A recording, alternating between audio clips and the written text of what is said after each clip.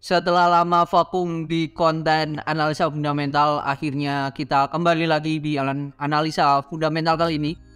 Setelah kemarin terakhir kalau nggak salah tentang RALS, kali ini kita akan membahas sektor yang sejenis ya, retail, yaitu ke LPPF.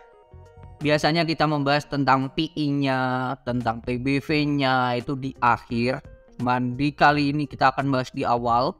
PI dari LPPF itu di angka sekarang di angka 8, which is 6 di angka 6 ya, murah lah, 67 lah. Range itu bisa dikatakan murah, cuman PBV-nya itu di angka 23. Wow, gede banget ya PBV-nya dia. PBV-nya berada di angka 23. Cash-nya mereka itu ada 213 miliar.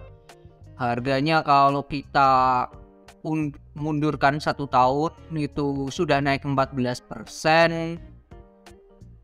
Titik turunnya itu di 2021 September ya, sempat di harga 4.000. Dan hari ini si LPPF pun naik ya. Hari ini LPPF naik di turun di 4.300 atau turun 1,38%. Secara year to date perusahaan sudah turun 7% di harga 4.300. Bagaimana dengan perusahaannya? Market cap-nya di angka 10 triliun dengan perbandingan cash 200 miliar. Market cap 10 triliun ya so-so lah, biasa aja lah, tidak baik tidak pun buruk, wajar-wajar aja. Terus perusahaan net profitnya 11%. Untuk ukuran retail, perusahaan yang tidak manufaktur ya, ini lumayan besar juga, 2 digit. Dia oke juga. Gross profitnya di angka 66.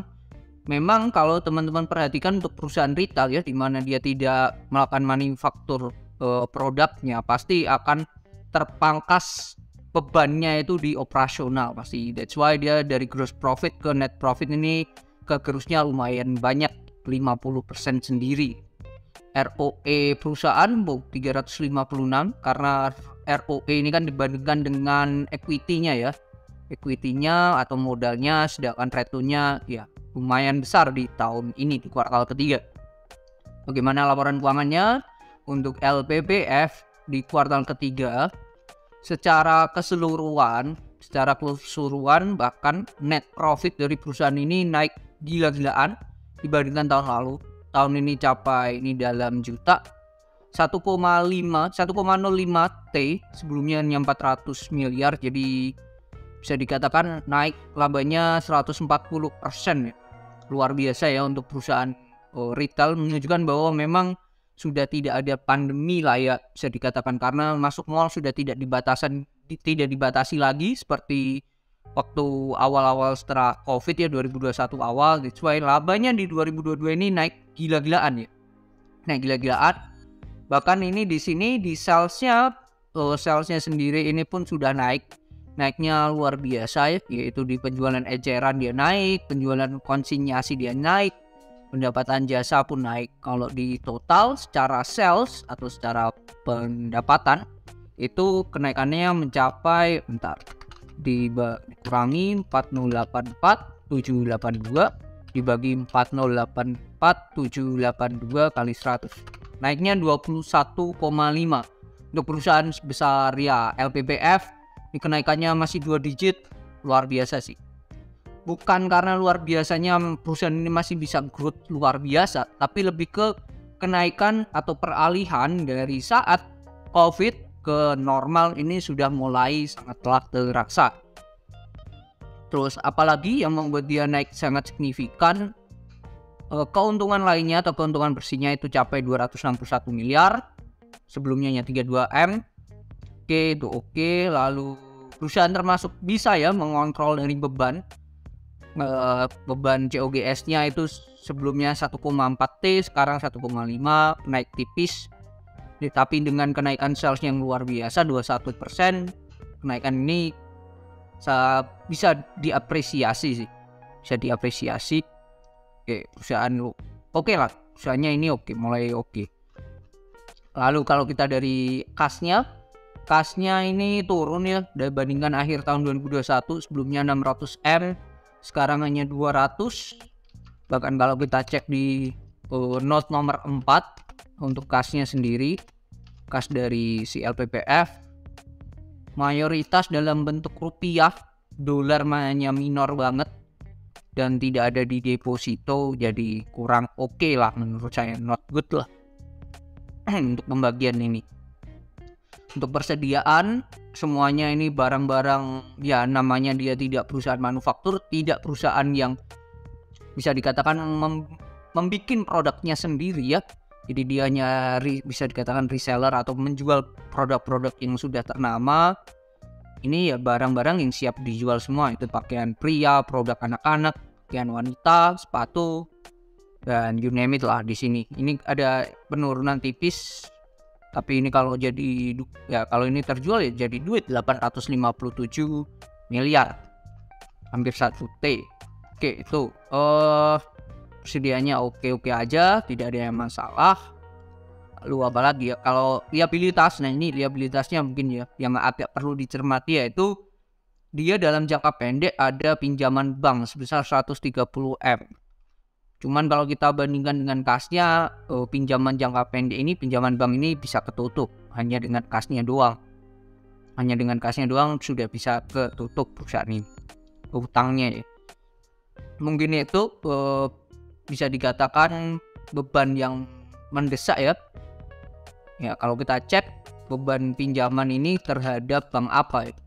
Pinjaman ini 13 ini terhadap CIMB ya, terhadap CIMB Niaga, dia dengan suku bunga itu capai 6%, lumayan besar. Cuman kalau kita lihat net profitnya dia tadi bisa 11% ya, 11%.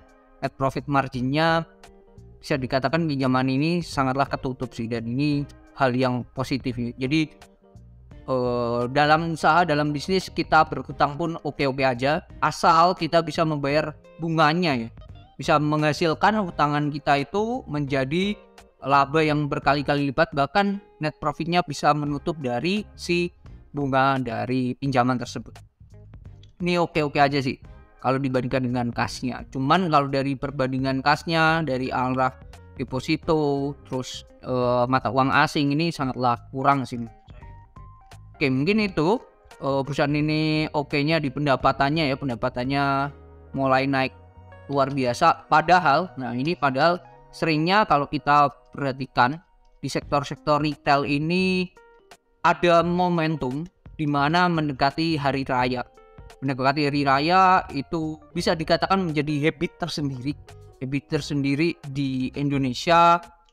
Dulu ada slogannya, bahkan baju adalah punya, kalau nggak salah, baju baru alhamdulillah. Nah itu sering terjadi dan masih, nah itu mungkin akan menjadi sentimen positif nantinya di kuartal 1, kuartal kedua di 2023 ini, dimana puasa itu di Maret, berarti kemungkinan penjualan akan melonjak di range Maret atau April lah ya, itu pasti.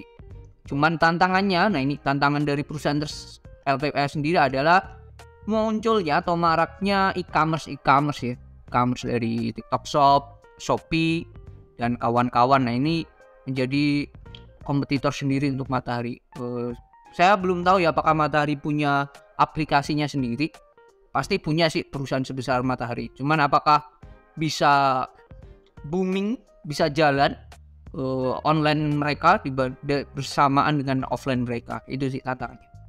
Yang menarik dari LPPF dari ini semua ya, terlepas dari labanya naik luar biasa, satu, kalau dari kas, dari hutang mah biasa saja ya, menurut saya tidak ada yang perlu diwahkan. Lebih wahrals menurut saya kalau si LPPF ini, yang menarik lagi adalah dia sedang proses melakukan buyback. Ini ada mereka sudah habis melakukan RUPSLB ini di Juni 2022, 6 Juni tepatnya, dimana salah satu agendanya adalah untuk mata acara kedua adalah menyepakati perihal menyetujui pembelian kembali atas saham-saham yang telah dikeluarkan atau buyback. Nah, mereka menganggarkan jumlah biaya yang dikeluarkan untuk pelaksanaan pembelian kembali atau buyback adalah 1 triliun.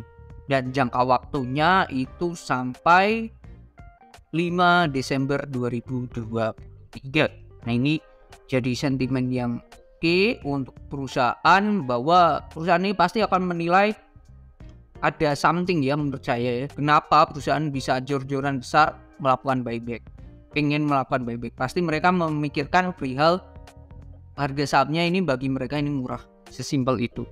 Cuman apakah ini dieksekusi di harga berapa? Nah ini kita belum tahu ya, karena di dalam lampiran dari hasil ROPS ini, ROPS LB-nya tidak disertakan ya maksimal buyback berapa dan kawan-kawan.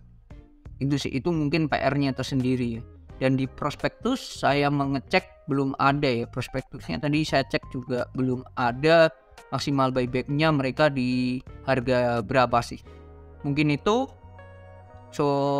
perlu dicermati lagi ya untuk tentang LPPF.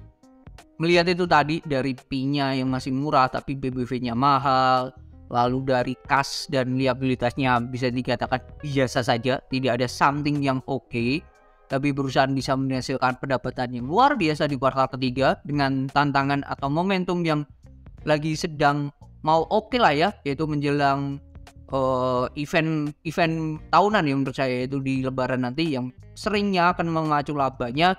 Apakah pasti yang ditunggu adalah apakah LPPF ini layak untuk dibeli? Nah ini mungkin akan jadi pertimbangan atau insight saya ya perihal LPPF. Nilai positifnya menurut saya adalah buyback, that's it. Tapi kalau disuruh milih antara RALS atau LPPF untuk digunakan untuk investasi, saya akan lebih prefer ke RALS sih dibandingkan LPPF sih. Mungkin itu kalau untuk invest, let's say di atas 1 tahunan untuk di hold.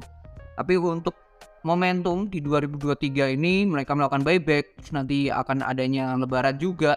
Meskipun RAL juga pasti akan dapat sentimen positif juga. Saya menilai si LPPF ini punya kans lebih besar ya untuk menghasilkan laba yang luar biasa sih daripada si RAL untuk kenaikan labanya ya, terutama di kuartal 1 2023. So, bagaimana LPPF beli apa tidak? Kembali lagi ke keputusan teman-teman. Kalau menurut saya lebih baik buat NC aja sih untuk LPPF.